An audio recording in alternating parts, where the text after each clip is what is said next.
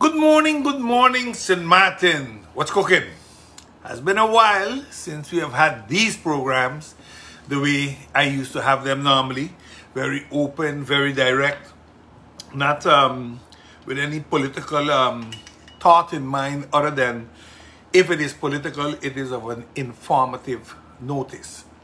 And you try to keep the public of St. Maarten abreast and fully informed as honestly as you can, as correctly as you can. Today is a wonderful day. I just looked outside here. I see the blue skies and yeah, let's get back to it. What's cooking, St. Maarten? A chat with them people on campus. It has been a while. I must honestly say it has been a while. And you know, after elections, people told me, okay, so you go back on now? And I said, no, I'll give it a few days, give it a few weeks. I need to take a break myself. I am tired. I campaigned hard. And I'm tired now. I'd like to take a few days off. Gather my thoughts, and see where we go from here. Because at the end of the day, and I'll talk about it a little later, the elections were not as I had hoped them to be. But I understand what happened and I accept what happened. Not that I am not going to do something about what happened, but I'm going to deal with it in the right manner at the right time. Sometimes they say, when they do bad, you do it back one time. No, they say revenge is served best cold. And timing is everything in the game of politics. That's one thing I have learned over the 30 years I've been in politics. That timing is everything. But I have listened for the past 2 weeks, 2.5 weeks, going on 3 weeks now, at what's really happening. Elections took place, and what now? Where do we go from here now? And when you see what's really going on, the manipulations, the storytelling, etc., it puts you sometimes on a footing of, are we serious? Are we serious in St. Maarten? Do we have the best for St. Maarten at heart? And the things that are happening, and again, like I said, everybody has to reckon with their life and what they have done in their life. You all have to. What I found so surprising though was, for example, we had the elections on a Thursday, January 11th. And on Friday morning, 10 o'clock, they served Theodore Heiger his summons to report to jail on Monday. Now, look, that Mr. Heiger had to go to jail. He signed an agreement that he will stop his proceedings and he will sit time. They made an agreement and that was it. It is kind of strange, it's kind of strange that we all know that Mr. Heiger is a seasoned politician. And if there's anybody that can put a coalition together overnight, it is Mr. Heiger. Mr. Heiger taught the then leader of the NA, William Allen, that he went to sleep as a winner the night of election and woke up the next morning as a loser because he was out of government with his biggest party. With his biggest party. I cannot recall the then governor, the Honorable Dr. Eugene Holiday, playing the game we're playing now. These are the type of things that made me decide, it is time to come out. It is time to start calling a spade, calling a jack, and giving the jack his jacket. Because that will happen today in this show. That the prosecutors are executing the law, I wholeheartedly support that. Because that's their job.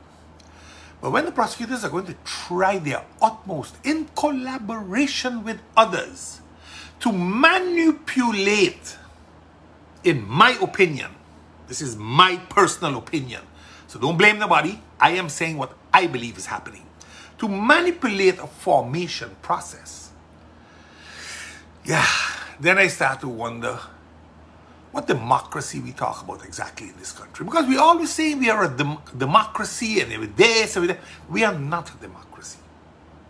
We have left that word someplace back down the road when we start allowing others to decide for us. Let's be honest.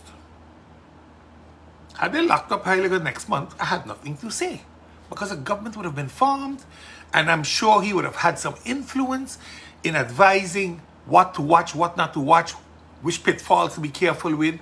Because he has been around, he has formed many governments, from in the DP days and in the up days. This is not to give Theodore Heiger credit unnecessarily, but give Jack his jacket. He's one of the few people in the country's history that pulled his own seat. One of the few. I know there have been some great ones, like Joe Richardson. I even know Franz and William and Sarah, all of them pulled big numbers too, but I don't know if they pulled their own seat in country St. Maarten. I'm not sure, so I don't want to put my hand in the fire for nothing. But Theodore Heiger did. He did pull his own seat. I think he's the only one that pulled his own seat in the history of country St. Maarten. So you got to give credit though where credit is due. What I found, and I'm going to say it again because I campaigned on it, we need to make up our minds about our justice system. Do we belong in the justice system we have today? Can we support it? And I'm now thinking in my back head that the party I belong to is most probably going to put the Minister of Justice there. And we need to start thinking, as our manifesto stated, do we want our own Prosecutor General? Do we still want to remain part of the common courts of justice that includes the best islands? And the reason I keep bringing back the best islands and our own Prosecutor General is because of the influence of the Netherlands in our justice system. When I commit a crime in St. Maarten, I get a punishment. If I would be living in Holland and I commit the same crime, my punishment is half or nothing. I would get community service. Pay back the bill and community service. Why do they do that? Because housing prisoners is an extremely expensive something. And yes, I agree. If you break the law, you should be punished. But you think taking away somebody's freedom is truly punishment? It's not. If you're not teaching him anything up there, then he is sitting up there idly, doing nothing while he cannot even provide for his family. If that's what we believe we have evolved into, then we are no better than a zoo, where we cage animals and we allow people to pay to come and see entrance and come and see what we got. We want to build a $44 million prison, but we don't have $1 to do rehabilitation for the youngsters and the men and women up there. That the prison needs to fix, I wholeheartedly agree. That it should meet the human rights conditions, I wholeheartedly agree. But we need to start reviewing our methodology of sentencing people. We have a few people flying from Holland here as judges, and they want to rewrite the system and redo the system and decide what is law and what is not law. And they don't give a damn about what we call trias politicas. Because when they're ready, the judges, they sit on the seat of government and decide what government has to do and may not do and cannot do. Now you see, this is where it gets dangerous. And why do I say that? Because we had a case in time, I spoke about it, same-sex marriage. And I'm going to bring it up even though some people told me, hey, leave that thing rest, you know, it always stirs up a problem. No, it doesn't stir up a problem. The only marriage recognized by law is the marriage at the administration building, where you are married by law. That's the only one. Those in church are ceremonial. In Curacao and in Aruba, they were having an issue about same-sex marriage in the sense of a man can marry a man, a woman can marry a woman, and they can register and they carry all equal rights. For example, inheritance, adoption, etc., etc. Because the Curacao Constitution and Aruba Constitution stated that a marriage was is made up of a man and a woman, the courts of appeal said that's discrimination. Listen carefully to the word, discrimination. Okay, so it's discrimination because that's what the European Human Rights Covenant says. Now that's not true. The Human Rights Covenant, the European Human Rights Covenant does speak of discrimination, and yes, it is taken up in there, but it also created a provision in there that if you don't agree with it and it's based on religion, social morals, there is a clause that you can apply in your constitution. Now, what happened here in Curacao is that they appealed the judgment because the judges said that the Constitution of Curacao is discriminatory. They appealed it instead of changing it. So now the Supreme Court has, the Prosecutor General at the Supreme Court has said, I do not see a case for these islands. So I am suggesting that the verdict of the appeals court is upheld, which means that same-sex marriages become law in Curacao and Aruba. That's what it means. Personally, it don't make a difference to me. I believe everybody have a right to make a choice. That's my personal opinion. Churches, other entities, the way we live will say no. I think the world has changed significantly and we should want to change along. But it is those same principles that have me wondering why we drive sentences of 5 years and all kind of things on politicians, when in the Netherlands, they get a tax straf, community service, a fine. That's the question. Why only we in St. Maarten have a flawed constitution signed off on by the Netherlands in contradiction to the autonomy of this country? That's why I ask why we get loans when we are in a crisis that will determine the future of our people in this country. Now, these are the type of things that make you wonder what's happening in my country. Are we going to go forward or are we going to go backwards? To keep somebody in Point Blanche costs about 9,000 guilders a month. That's 3 livable wages. Do we need to lock up some people? Yes, we do. If somebody kills, involved in killings, rape, pedophilia, they need to be rehabbed. Some of them, yeah, depending on how severe and how gruesome it is, you hold on to them for a while. I understand that. But I do not understand if a man and a woman have a dispute and one hits the other one, that you got to put them away for 6 months or a year. We have anger management classes. Send them there. Watch them. So create a probation office that can handle the needs. Anklet bracelets. Why are we locking up people that have not hurt a fly? So they are not a danger to society. We have had a lot of cases in the banks, in government, where people have defrauded the institutions they worked for. You think locking them up is going to make them better? For God's sakes, you don't even have a rehabilitation. You got them in cells for 22 hours a day, 20 hours a day. What are you teaching them? Nothing. Nothing. You got them up there caged up as animals, too much in a cell. But, oh, the population is broken because of what they did. Are we serious? That's the words the public prosecutors use every time they jail somebody. They're a menace to the society. The menace to our society is the prosecutor's office because their convenience go at people. And I want to bring in something now that I thought long and hard about. You all can remember October 2021? That's when they went to the airport and they arrested 2 employees at the airport.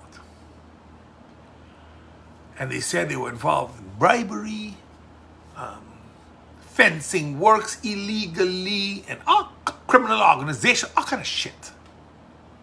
That's what they did. Now I get to find out that all those things aren't there anymore. The only thing that we have right now is this famous breach of confidentiality. So now the whole meter investigation has turned into you broke the law because you gave out confidential information. You all know I'm not somebody that likes to mention names, so I'm going to respect that principle I still have. But I'll tell you this much. That good gentleman gave that report to 2 entities.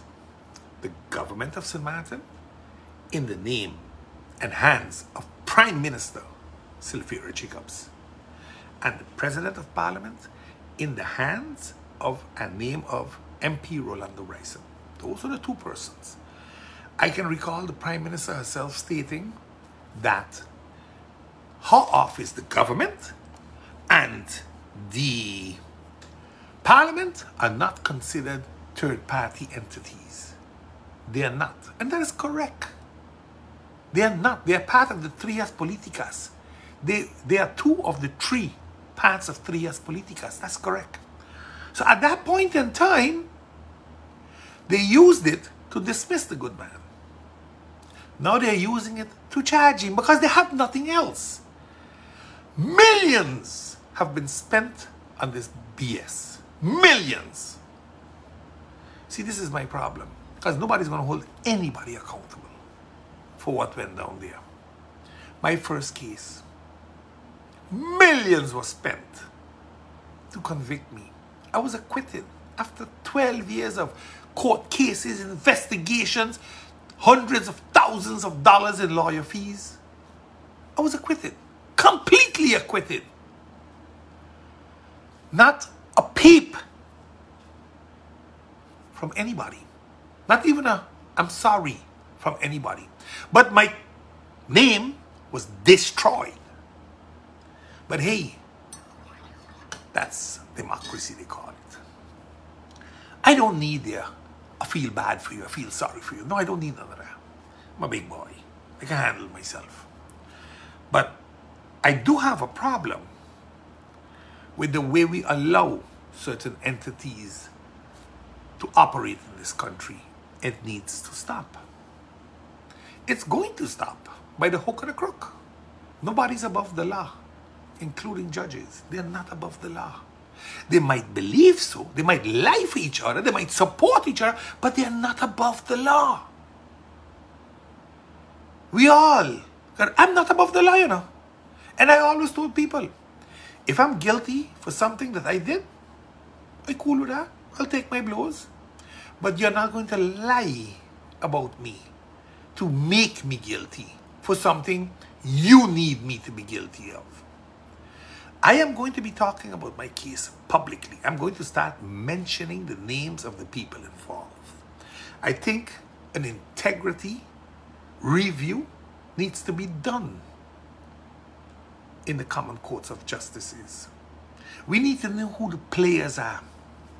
When we look at our integrity chamber, we need to believe that that integrity chamber has integrity. And I'm going to be addressing that matter very, very soon. And I don't really give a hoots who get upset and who name get called. Because if you have nothing to fear but God, then you know whatever I say can be rebutted easily. But sheets don't lie.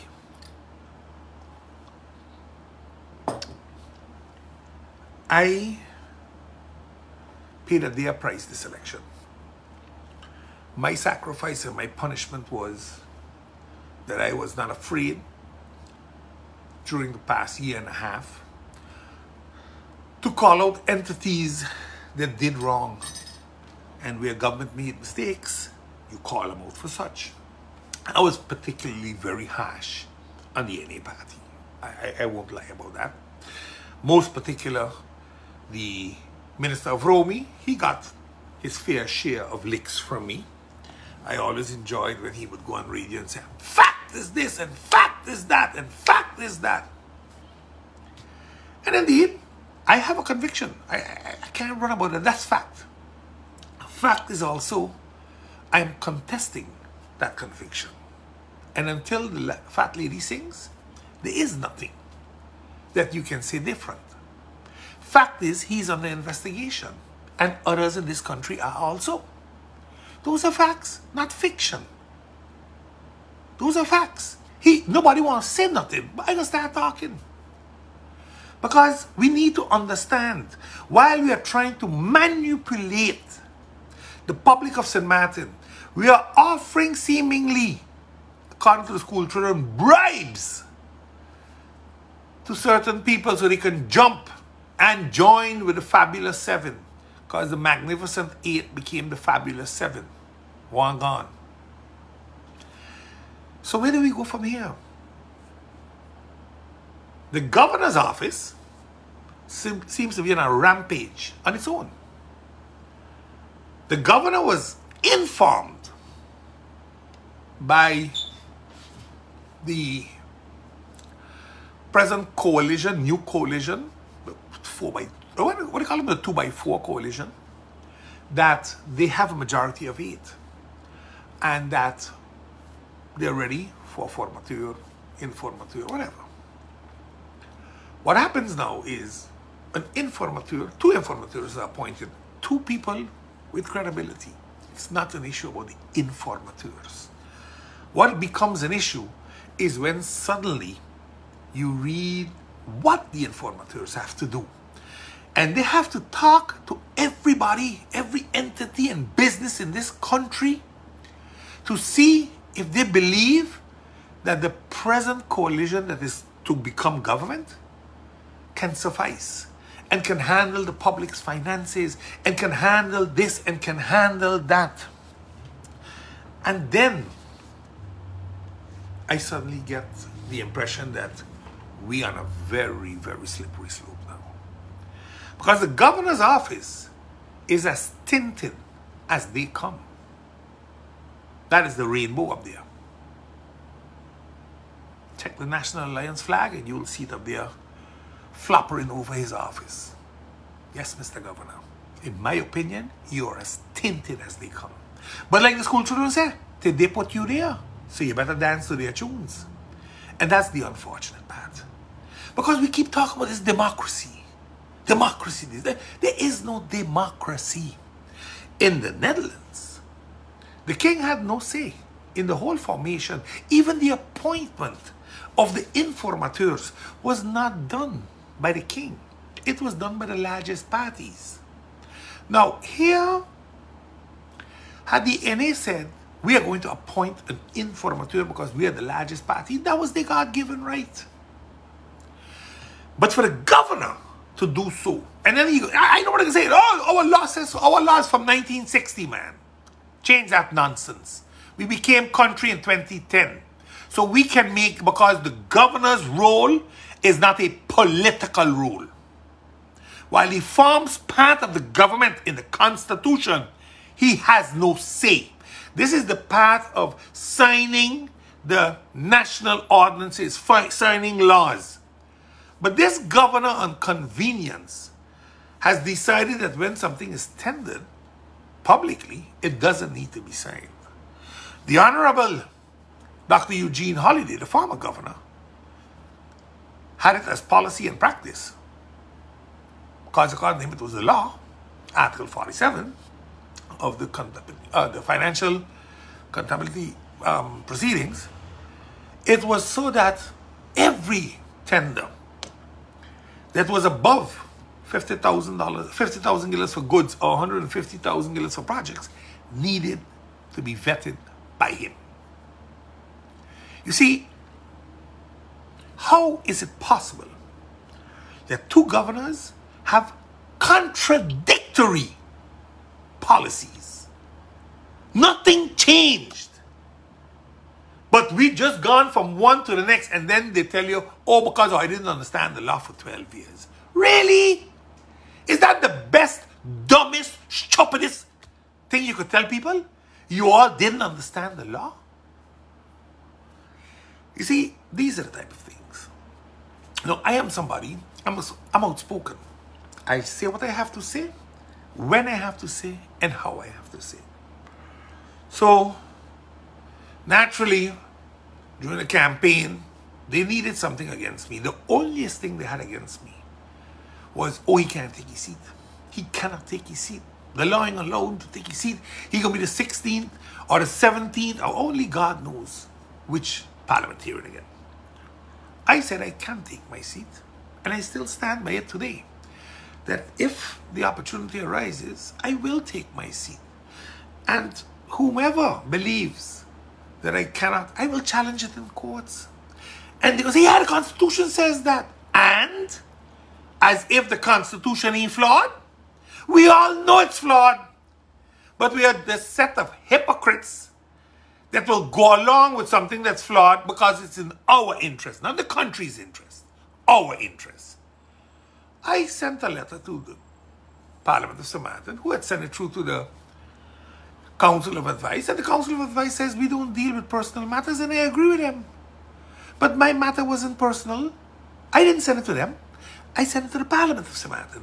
And I told the Parliament of St. Maarten we have an issue with the Constitution because it's in breach with a higher law.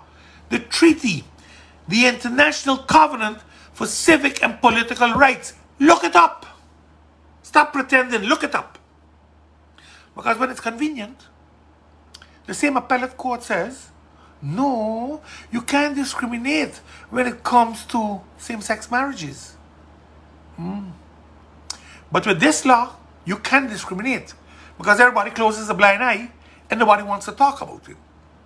And then you get the media that 2 days before elections prints on the front page that the chairlady of the Electoral Council told them in an affirmative, they use the word affirmative, that I cannot take my seat. I asked the lady, the chairlady of the Electoral Council, if such is true. And she said, absolutely not. We never discussed you. The only thing the Daily Herald asked us was about the geloofsbrieven that everybody have to hand in. And she said she doesn't see any legal reason they can deny anybody their geloofsbrieven because the law doesn't handle that so. Yet the Herald said, in an affirmative, it was said, I cannot take my seat. That cost me my election, that article. The next day, I tried my utmost to contest it, talk about it. I was supposed to be on Lady Grace. I was supposed to be on 88.3. Unfortunately, GB had other thoughts for us, and there was no electricity. So, it is what it is. Some people say it's God's will. Others say it's bad luck. I say it is what it is. Can't cry about it. It's milk under the bridge. But doesn't mean to say that I go stay quiet. The time has come to start to talk. The time has come to start to expose people. You see, the government, instead of them focusing on their transition document, because by now they should have had a transition document. And we shouldn't be reading in the newspapers, for example, that the government has appointed a temporary head, Livingstone, new acting director of customs. How does this work? We appointing people now when we know we are on our way out? How does that work? Afscheidsbeleid is something that the government doesn't like. So I would want to assume that there must be a national decree on this? Or is it that when the next minister comes in, he pulls back that decision and puts back the gentleman that's there? Because the gentleman that's there, and I don't even know the gentleman, has been deputizing for years. Right, Minister? Because the head is at home. Because you and him don't see eye to eye. So what's happening? What's really happening? When you read that the CFT says, CFT expects Maarten ended 2023 with a surplus of 20 to 30 million guilders. The Minister of Finance said the surplus was 1 million. So somebody lying. It's either CFT lying or the Minister lying. What's it? Will the transition document show that? That either the CFT is lying or the Minister is lying? Because this is what it's all about. This is what it's all about today. Bringing clarity. Lewis Brown. Will he be reinstated now? To my understanding, yes. Lewis Brown won his court case. Government was told, you have no case, put him back to work. This government, this vindictive government, decided absolutely not. We are going to fire him. I don't trust him. And? What does that mean, you don't trust him? Nobody trusts you. Election results were clear. You lost, what, 300 votes? Nobody trusts you. You lost 40% of your votes, son. I too took a beating. But I didn't have the media against me. I didn't have the media in my pocket, like some of you all do. I fought an uphill battle. So again, Lewis Brown was to be put back to work. You all have not paid the man, and you all haven't put him back. You all started a whole new selection to bring in somebody else, and you were so proud to state that you were bringing in somebody because St. Maarten doesn't have. St. Maarten doesn't have people that can become an SG. St. Maarten got them, you just don't want them. You see, this is the problem with this government. You all have destroyed the airport. And right now, we got TLM, front page. TLM to slash workforce by 58% of 52 persons as it faces financial challenges. Let me ask you something, honestly. So is the 58% of that company run that company into financial challenges? Because they had the checkbooks, they were writing, they were paying everybody. They had consultants left and right coming out the backside. That's the group that did it, right? Or is it the incompetency at the top? Which one is it? You see, like how are you say? You decide. You all back in this, you all in doing deadly squat, brother. The government, this government, has destroyed its own people. The Minister of Justice stands by and sees TBO judges functioning in St. Maarten, while a TBO judge does not exist. But today we still got him here in St. Maarten. And the Minister of Justice affixes her signature for a judge to practice in St. Maarten. So let nobody fool you all. Oh, the Dutch sending them. BS. The Minister of Justice agrees. They do. They agree. They sign off onto these things. So let nobody fool all you. In the next few weeks, a lot of things are going to come out. A lot of things. A lot of people are going to find themselves in very awkward positions because names are going to fall, names are going to be called. This is something that always happens. Because right now, you're going to realize that they're going to put a dagger, if they can, into this government. And it is all up to the new Prime Minister to say, I don't really give a hoots what you all say. This is my government. These are my ministers. I am going with them. And if you don't want to sign off on them, then you send it to Holland for annulment. But other than that, Mr. Governor, you have no damn rule. Put that in your head. Because when it comes to screening, one of these ludicrousy things we have, because it doesn't exist in Holland, so why is it down here? And please, don't tell me in Holland they got integrity, because that's BS. The Prime Minister we're most probably going to get now, the man don't like Muslims. He has stated it publicly, eradicate them. He was convicted for such. The former Prime Minister, Mark Rutte, was convicted back in 2004 when he was a state secretary. But it didn't jeopardize them from becoming a minister or a prime minister. But by us here, they use, or you're under investigation, or you have a case running, or BS. I had a case running. I think, use my example, people. I had a case running after 12 years. I was acquitted by the Supreme Court. But in 2016, when I applied my GB for the CEO position, I was told, can't get a job because you got investigation ongoing. You see, people, this is when law, justice, decides who gets what, who goes where, and how they go, and when they go. Because Omar Otley was in Parliament and could not become a minister. He waited a year because they had an investigation ongoing. This is ludicrousy. And after a year, he's told, okay, you're clear, go now. From one day to the next. And I'm saying, and we don't ask questions. Look, the prosecutor's office have a job. They have their job to do.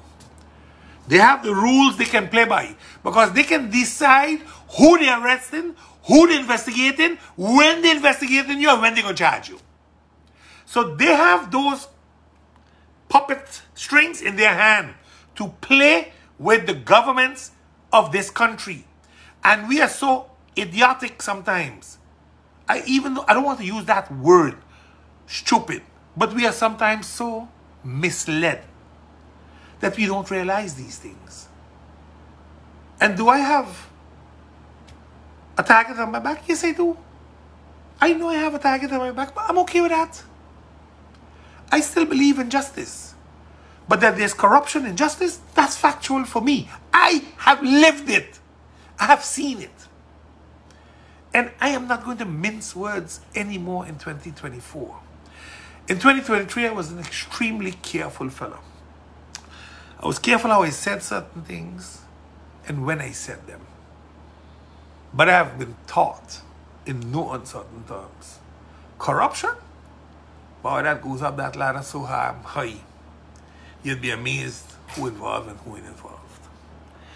But with the screening, what are we going to hear now? Who can become a minister because of what? Emmanuel is under investigation. So most probably they're going to tell him he can't do it. What are they going to tell the others? What are they going to tell Grisha? Theo lock up. So that can't work because I know they pulled that stunt once with a USP minister. I was in USP when they did it. They said his girlfriend's ex-boyfriend, father of a child, was in jail for drugs. So he can become a minister. That happened here in St. Maarten. Have you ever heard more stupidity put in one sentence? Then check the screenings when they come out. It is absurd where we go with it. You see, and these are the type of things that we need to be so careful with it. If somebody had community service, because we have a lot of them here that get community service, are they eligible to become a minister? Because they don't really have a police record. You were never incarcerated. You got community service because you did the bookkeeping wrong, or like the lady at the census took a lot, or the receivers took a lot of money, was a mistake, had to do with gambling most probably, or something like that, and she got community service, pay back the money, you get community service. Is somebody like that eligible to become a minister? You see, these are questions that nobody knows. You're not clear on the screening. It is what a few people decide to put on paper will determine what the Prime Minister does. Because the to-be Prime Minister can tell them, I go in with them, and you all figure it out. If they are convicted, they'll have to resign because the Constitution says so. Is that a slap in the face of a country? It can be, yes. It can be. Let's be honest, it can be. Would you take that risk to do it? Depending on what the odds are in this game, yes, you will. Why? Because you do not allow justice to determine what's going to happen. Look at what happened at the airport. After 2.5 years, all kind of criminal investigation, bribery, this, that. Suddenly now it's a breach of confidentiality. 2.5 years later, you destroyed people's lives. You moved the man to put a white boy there. Are we serious? You can't get a counterpart for the CFO yet. But this governor is worried about what the government-owned companies think about the incoming government. TLM sending home 58% of the workforce. What's your concern there? The airport sending home all the local people. What's your concern there? The hospital ain't going no place. What's your concern there? You have none. Because you have to follow your agenda that was put on your table. Now be careful, Governor. Don't tint the office. It will lose its credibility beyond comprehension. Because when nobody believes in it anymore, we really gonna have a big problem. You see, when GB was hacked and all the billing issues, I can't recall hearing the government or the governor expressing their concern. But now when you read what the informateurs have to do, how are we going to deal with GB? You serious? Are you serious, brother? For 2 years, this hack has been ongoing. This country has been plagued. Not once have you said anything. But how are we going to deal with it and do it? And now, the incoming government, they're going to ask GB what they think? You can't be serious. Honest to God, you cannot be serious. That you put informateurs in such an awkward position and people of good standing in this country, you asked to do this, and then that report has to be in this week. Because next week, the senators, the new parliamentarians, taking their oath. And the screening should be well on its way already. Because it's not the intention like what you have right now in Holland, that you're going to be sitting 6-7 months with the same lame duck government that can't make no decisions, but is still making decisions to the detriment of the country. People during the election were fooled. And I spoke about it here. And I said, you cannot pay civil servants 2% in January because you don't have a budget. And budget 2023, including the amended one, does not provide for that 2%. Yet, it was allowed by the government and the governor to tell the people they're getting paid. Payday came, payday gone. No 2%. So where's your concern now? Where's your concern? Where's the government's concern? Nobody gives a hoots. It was a good political stunt. It didn't work. Let's move on. No, we're not going to move on. What we're going to start doing is holding people personally accountable. Now, I know the governor, for example, cannot be held accountable as the institution. But when you start signing crazy documents, that might change. Because, remember, I haven't heard anybody talk about TLM and the mayor case. 4 million. Nobody's being held accountable. It's as if it's all okay. Now the same group is going to fire 58% of the employees. Are we serious? Are we really serious that we can even think that the people of Maarten are so stupid to just swallow this nonsense line, hook, and sinker. But again, it is important, in my opinion, that the governor of St. Maarten understands there's no political role for him in the formation of the government. There is a ceremonial role for him in taking the oath and signing the LBs. That's constitutionally regulated. Other than that, just get yourself a little cup of bush tea and a Johnny cake and look on. Because you should not get involved in this. This is not what the Constitution states. It's unfortunate, but it's a reality. You see, when I read this TLM thing, I found the date so compelling. I don't know if it's in here, but I think it's written in here also. That, yeah, the company's workforce effective April 1st, All Fool's Day. Maybe this is an All Fool's joke, you know. Maybe it's an All Fool's joke. It's the same stupidity with the minimum wage. April 1st, minimum wage going to raise. Raise where? Raise how? Paid by who? One of the shareholders stated, because I've never seen an article in the Herald that the stakeholders, because the minister said he spoke to everybody agreed. He's just giving them some time to get ready. I cannot recall the stakeholders saying they agreed with it. I can't recall. Instead of we passing laws, for example, because you gotta take a few things into consideration. Where do majority of the minimum wage earners work? They work in the hospitality sector. Bars, restaurants, hotels. In there, they make tips. Right now, SZV and all of them, including when they do audits, they ask people how much tips they get. Because those tips are supposed to be part of their salary. And they're supposed to pay premium on that, and they're supposed to pay tax on that.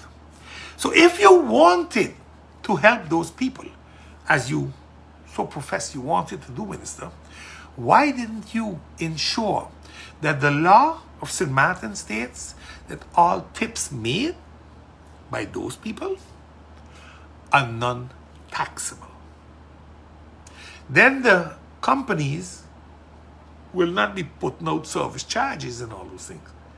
Because too often, there's a confusion if a service charge is a tip. It's not necessarily a tip. It might be part of the TOT that they have to pay on the invoice. So not to take a 5% loss unnecessarily on turnover, they are putting it in there. While it's not allowed to be in there, it should actually be in their cost analysis. But they do that. And then some of that other money is used to cover business expenses. That's how that goes. But if the tax department wants people to pay tax on their tips, it can go wrong. Because nobody can never say. I mean, nobody pays profit taxes in Maarten, but the banks and one or two other publicly open book systems. Nobody pays it. So why are we fooling up ourselves? Giovanni, you can tax tips. It's mandatory. SZV took a beach bar on Kimsha to courts for it. Because they poke $1 million guilders premiums on them. Alright? And in courts, the judge says the law, the way it is, doesn't allow you to do it the way you're doing it. But it's allowed. And that's what needs to be fixed. So we got to understand that there are a lot of things in St. Maarten that are not going the way they should go. But again, like I said, I want to close off today with something I read, written by Mr. Nelson Els. Life is in session. Are you present?